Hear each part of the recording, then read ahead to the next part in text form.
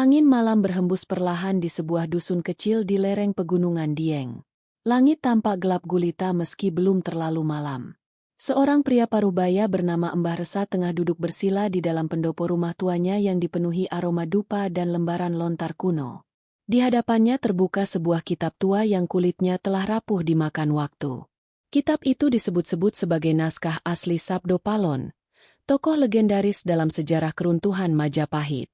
Konon, kitab itu berisi ramalan masa depan, termasuk tanda-tanda kebangkitan kembali kejayaan Nusantara, tapi bukan dengan cara damai. Mbah Resa bukan orang biasa. Ia keturunan abdi dalam keraton yang telah lama menjadi penjaga ilmu-ilmu rahasia. Namun selama bertahun-tahun, ia menolak untuk membuka isi kitab itu. Alasannya sederhana, siapapun yang membaca dan memahami isi sejatinya akan dibebani takdir yang berat. Bahkan bisa kehilangan jiwanya. Namun malam itu berbeda. Mbah Resa merasa waktunya telah dekat. Beberapa malam terakhir, ia terus didatangi dalam mimpi oleh sosok berjubah hitam, bermata menyala merah, yang hanya berkata satu kalimat. Wacanen kitabku, waktu wis cedhak. Bacalah kitabku, waktunya sudah dekat.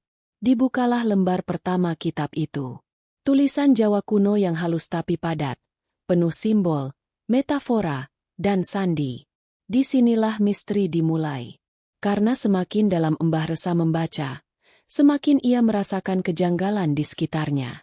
Suara tangisan terdengar dari pojok pendopo. Listrik mati. Dupa tiba-tiba padam.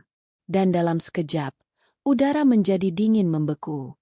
Di dalam kitab itu, Sabdo Palon bukan hanya penasihat raja. Ia adalah makhluk abadi, sejenis penjaga dunia spiritual Jawa yang kecewa pada umat manusia.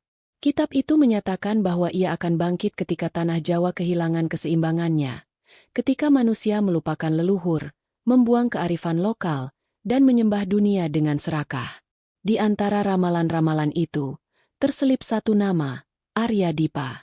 Seorang pemuda dari masa kini, yang menurut kitab, akan menjadi jembatan antara dunia nyata dan dunia gaib. Mbah Resa tidak tahu siapa Arya Dipa. Namun dalam penglihatannya malam itu, ia melihat seorang anak muda dari Jakarta, yang sedang dalam perjalanan menuju sebuah candi tua di Jawa Tengah.